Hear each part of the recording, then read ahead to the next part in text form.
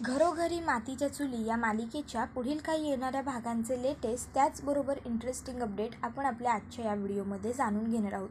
तर आता आपण इथे असं पाहतो की जानकीच्या केसचं आज हिअरिंग असतं आणि त्यासाठी आता पोलीस हे जानकीला घेऊन कोर्टात आलेले असतात.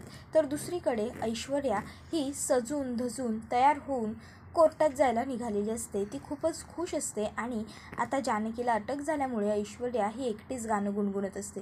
इतक्यात त्या ठिकाणी सारंग येतो. सारंग येऊन ऐश्वर्याला विचारायला लागतो, काय झालं ऐश्वर्या, आज तुम्ही खूपच जास्त खुश दिसताय, गाणं वगैरे गुणगुणताय, काय म्हणजे नेमकं मनात तुमच्या आहे तरी काय? त्याबरोबर लगेचच ऐश्वर्या म्हणत असते, काय हो सारंग, असं काय बोलताय? सारंग म्हणतो, एवढा नटताय, जाताय तरी कुठे? ऐश्वर्या म्हणत असते, कुठे म्हणजे काय? अहो, आज त्या जानकीचं कोर्टात तारीख आहे, हिअरिंग आहे तिची, मग तिच्या वतीने तिच्या विरोधात साक्ष द्यायला कोणी जायला नको का?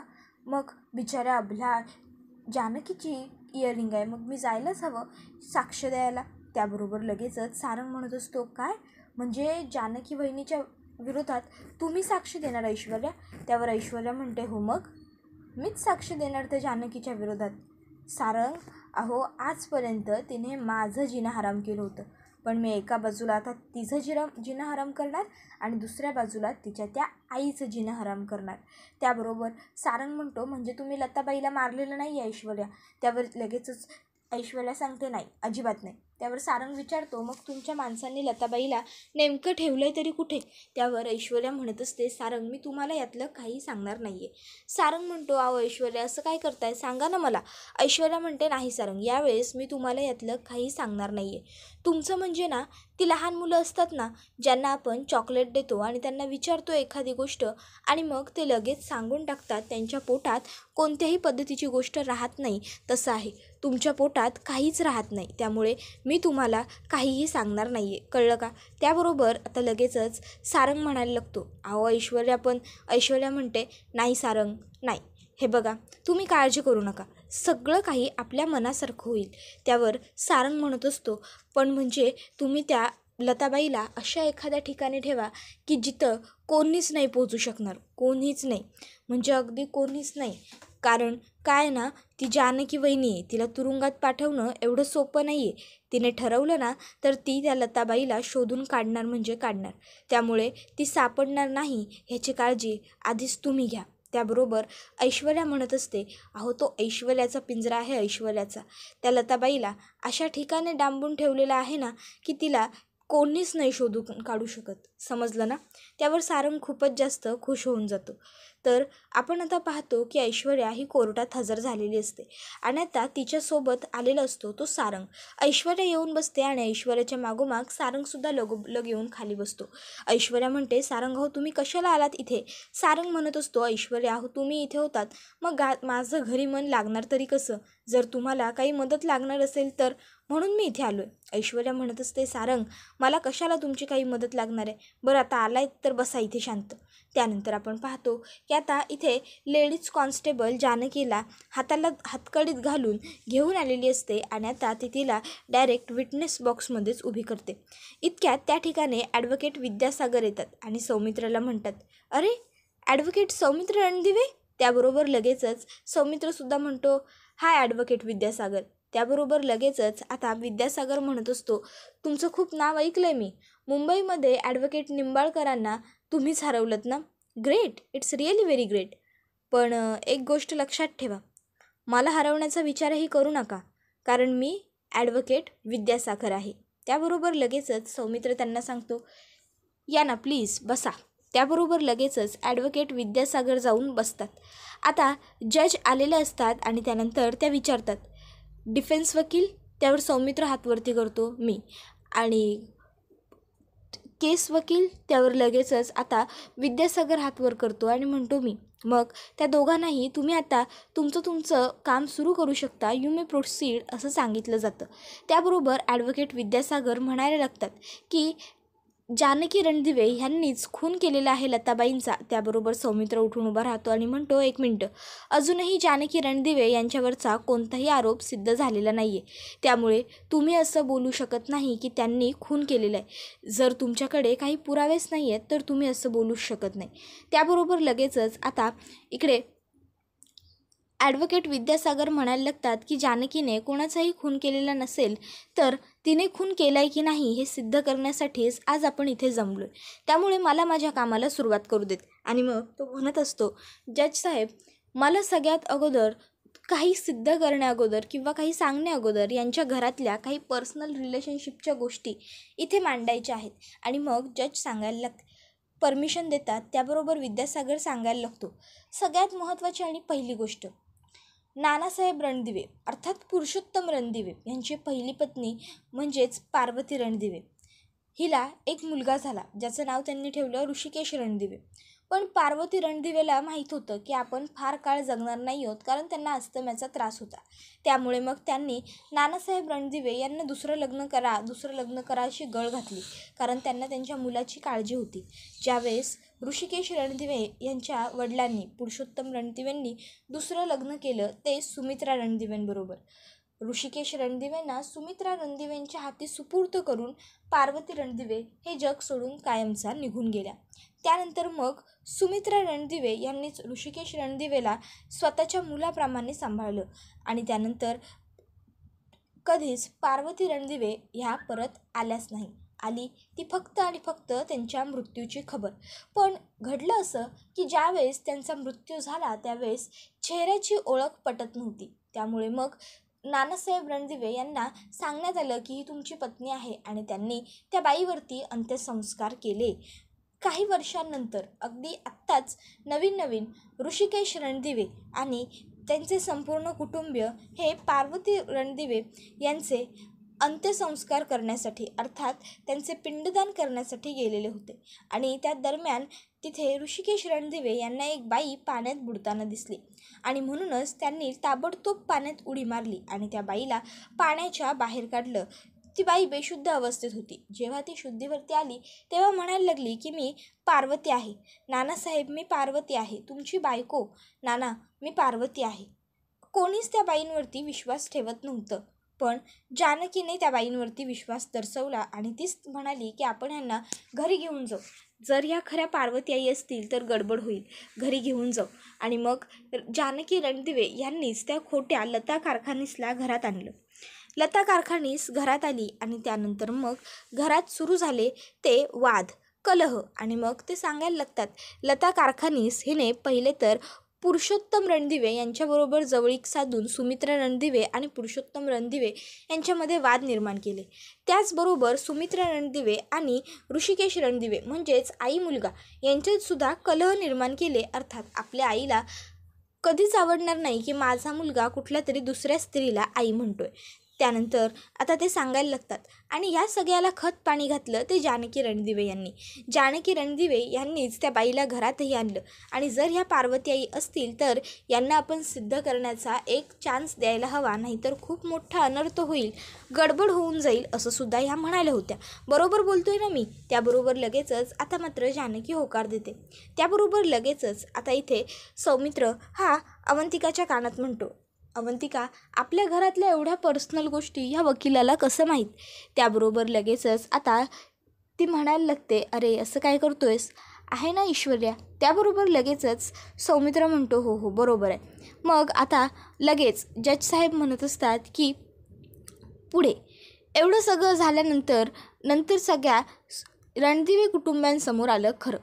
ते म्हणजे असं की ही जी बाई आहे ती खरीखुरी पार्वती नसून एक नटी आहे, अर्थात लता कारखानीस नावाची. आणि मग नंतर लता कारखानीस यांनी नाटक केलं आहे हे कळल्याच्या नंतर अचानक घरी खोटे पोलीस येतात. ते लता कारखानीस यांना अटक करतात आणि तिकडनं घेऊन जातात. पोलीस स्टेशनला गेल्यावर आता यांना असं कळतं की तिथे ती बाईच नाही आहे, तिथे कोणते पोलीस आलेच नव्हते. आणि नंतर काही काळाने ती बाई जानकी रणदिवे यांना भेटते आणि सांगते की मी तुझी आई आहे. अर्थात मग सांगा आता मिलॉर्ड, तुम्हाला अर्थ लागून जाईल. त्याबरोबर सौमित्र म्हणत असतो, पहिली गोष्ट, तुम्ही असे आरोप करू शकत नाही. त्यावर लगेच तो म्हणतो की हे सगळं काही जानकी रणदिवेने केलं आहे याचा माझ्याकडे पुरावा आहे. तर दुसरीकडे आपण पाहतो की आता इथे नाना हे ओवीकडे आलेले असतात आणि ते ओवीला म्हणत असतात, ओवी बाळा रडू नकोस, शांत हो. हे बघ, आज नाना आजोबांनी तुझ्यासाठी काय काय आणलंय ते बघ तरी. वरण भात, त्याच्यावर मस्त साजूक तुपाची धार. ये बस जेव, आज नाना आजोबा तुला स्वतःच्या हाताने बनवणार आहेत. तर ओवी म्हणत असते, नाना नको आहे मला काहीच, नाही खायचं आहे मला. त्याबरोबर नाना तिला समजावत असतात, ओवी बाळा असं रडायचं नसतं, हुशार आहेस ना तू, मग का असं रडतेस. त्यावर ओवी म्हणत असते, नाना मला माझी आई हवी आहे हो, तुम्ही कधी आईला आणणार. नाना म्हणत असतात, येईल बाळा, लवकर येईल तुझी आई. त्यावर ओवी म्हणत असते, नाना कधी येईल आई. तुम्हीसुद्धा असंच सांगताय. बाबांना विचारलं तर बाबाही असंच म्हणतात की आई येईल, आई येईल. पण आई कधी येईल हे कोणीच सांगत नाही आहे. माझी आई कधी येईल, मला माझी आई हवी आहे, असं ती आत्ता रडत असते. तर नानासाहेब तिला समजावून सांगतात, हे बघ ओवी, बाळा येईल तुझी आई, काळजी करू नको, डोळे पुस, चल रडू नको बाळा. एक काम कर, तू ना जाऊन देवालाच विचार तुझी आई कधी येईल म्हणून. त्याबरोबर ती म्हणते, हो आता मी गणपतीलाच जाऊन विचारते. आणि ती आता येते आणि थेट बसते गणपतीच्या पायांजवळ आणि आपल्या आईला सुटावं यासाठी प्रार्थना करते. नानासाहेब म्हणत असतात, देवा अरे काय करून ठेवलंयस हे सगळं, का वाढलंयस आमच्या पुढ्यात. ह्या कमीत कमी आमच्या ओवीसाठी तरी जानकीला परत पाठव बाबा, आणि लवकर पाठव. नानासाहेबसुद्धा आता जानकीच्या सुटकेसाठीच प्रार्थना करत असतात. तर दुसरीकडे आता जज म्हणतात, तुम्ही तुमची प्रोसिजर करा. तर आता इथे ॲडव्होकेट विद्यासागरने मुद्दा मांडलेला असतो की जानकीने प्रॉपर्टीच्या हव्यासापोटी हे सगळं केलं. मग आता लगेचच सौमित्र सांगायला लागतो की तुम्हाला माहिती चुकीची पुरवण्यात आली आहे. जानकी रणदिवेंना प्रॉपर्टीसाठी काहीच करण्याची गरज नाही, कारण ती सगळी प्रॉपर्टी आधीच त्यांच्या नवऱ्याच्या नावावर होती. त्यावर आता लगेचच विद्यासागर म्हणतो की पुढे काय घडलं ते सगळं काही मला कोर्टाला सांगण्यासाठी कोर्टात एक साक्षीदार उभा करायचं आणि तो साक्षीदार आहे सुमित्रा रणदिवे. सुमित्राला आता कोर्टात हजर केलं जातं आणि मग विचारलं जातं की मला सांगा तुमचं आणि तुमच्या सुनेचं रिलेशन कसं आहे, आणि उत्तर खरं हवं आहे. त्याबरोबर सुमित्रा ही म्हणत असते, आमचं नातं खूप चांगलं होतं. त्यावर लगेच ते म्हणतात, होतं म्हणजे. त्यावर सुमित्रा म्हणते, आता नाही आहे. आणि मग पुढे आता लगेचच ते विचारतात, कधीपासून नाही आहे. त्यावर ती सांगते, ती बाई खोटी आहे, ती घरात आली ना तेव्हापासून. खरं तर मला ती बाई पार्वतीताई आहेत हे पटतच नव्हतं. पार्वतीताईंचा चेहरा मी एकदाच बघितला आहे, पण तोच चेहरा मी पुन्हा कुठेही पाहिला ना तरी बरोबर मला आठवेल. अर्थात आता एवढ्या वर्षात माणूस बदलतं, दिसायला वेगळं लागतं, पण तरीही त्यांचा जो शांतपणा, त्यांचा जो समजूतदारपणा आहे ना, तो कायम माझ्या लक्षात आहे आणि त्याच्यामुळे मी त्यांना कधीही ओळखू शकते. तर हे सगळं जे काही जानकी बोलत होती ते सगळं खोटं होतं. मी सांगत होते पण त्यांनी माझं ऐकलं नाही, असं सुद्धा आता सुमित्रा सांगायला लागते. त्याबरोबर लगेचच आता विद्यासागर म्हणत असतात की मॅडम थँक्यू सो मच, तुम्ही कोर्टाला तुमचा एवढा मौल्यवान वेळ दिलात आणि सगळं काही खरं सांगितलं. बाय द वे, आता मी पुढे यांना विचारू इच्छितो, तुमचे आणि तुमच्या सुनेचे संबंध कसे होते. ती सांगते की चांगले होते. त्यावर ते विचारतात, होते म्हणजे. मग ती सांगायला लागते की होते म्हणजे पूर्वी होते, जेव्हापासून ती लता आमच्या घरात आली खोटी पार्वतीताई म्हणून, तेव्हापासून आमचे संबंध खराब झाले. त्याबरोबर पुढे आता ते विचारायला लागतात, बरं मग मला सांगा तुम्हाला काय वाटतं, तुमची सून कोणाचा खून करू शकते का. त्यावर मात्र आता सुमित्रा निरुत्तर होते, मी काही बोलू शकत नाही यावर, असं ती म्हणते. त्याबरोबर लगेचच आता सौमित्रला विचारलं जातं, ॲडव्होकेट सौमित्र तुम्हाला काही क्रॉस क्वेश्चन करायचे आहेत का. सौमित्र म्हणतो अर्थात. आणि मग आता सुमित्राला क्रॉस क्वेश्चन करण्याची संधी दिली जाणार असते. पण त्या अगोदर पुन्हा एकदा ते विद्यासागर ॲडव्होकेट सुमित्राला एक प्रश्न विचारतात, तो म्हणजे तुम्हाला काय वाटतं ती बाई पार्वती होती का. त्यावर लगेचच आता इकडे सुमित्रा सांगते की नाही, अजिबातच नाही, ती पार्वती नव्हती, ती खोटं बोलत होती, हे मला पूर्वीपासूनच माहीत होतं. तिने काहीही सांगू दे, ती कोणाची आई आहे असं म्हणू दे, पण माझा खरोखर त्या बाईवर अजिबात विश्वास पटणार नाही. ती बाई एक नंबरची खोटारडी होती. त्यावर जानकी म्हणते, आई असं काय करता, ती माझी आई होती. त्याबरोबर लगेचच आता इकडे सुमित्रा ही गप्प बसते. तर आता ऋषिकेशला खूप जास्त टेन्शन आलेलं असतं. सौमित्र आता उठून उभा राहिलेला असतो आणि आता तो सुरुवात करतो. तो पहिलं तर आईला म्हणतो, सौभाग्यवती सुमित्रा रणदिवे, मला सांगा तुमचा मुलगा आणि तुमची सून हे कसे आहेत स्वभावाने आणि खरं उत्तर द्या प्लीज. कोर्टात खोटं उत्तर आणि खोटं आज बोलूच नका. त्याबरोबर लगेचच आता ऋषिकेश आणि जानकीबद्दल सुमित्रा 2च शब्द बोलते ते चांगले आहेत. मग आता नंतर पुन्हा एकदा ॲडव्होकेट विद्यासागर यांनी ऋषिकेशला बोलवलेलं असतं आणि म्हणत असतो की तुम्ही तुमच्या बायकोचा गुन्हा पोटात घालताय, हा कायद्याने खूप मोठा गुन्हा आहे, तुम्ही खूप मोठी चूक करताय. तर आता जानकी ही न्यायाधीश महाराजांसमोर हात जोडते आणि त्यांना विनवणी करते, न्यायाधीश महाराज, माझी आई जिवंत आहे, ती मृत्युमुखी गेलेली नाही आहे.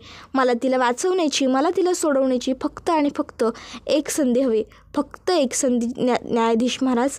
त्याबरोबर लगेचच आता न्यायाधीश हे जानकीला म्हणतात, मी सुद्धा एक आई आहे जानकी, मी तुला एक संधी देते. 24 तासाच्या आत तू तुझ्या वडिलांना शोधून काढ. 24 तासाने पुन्हा आपण इथेच भेटू, चला. आणि मग सगळेच जण तिकडनं आता निघतात. त्यानंतर आता आपण असं पाहतो की ऋषिकेशला मात्र आता टेन्शन झालेलं असतं. कसं शोधायचं आपण जानकीच्या आईला 24 तासात.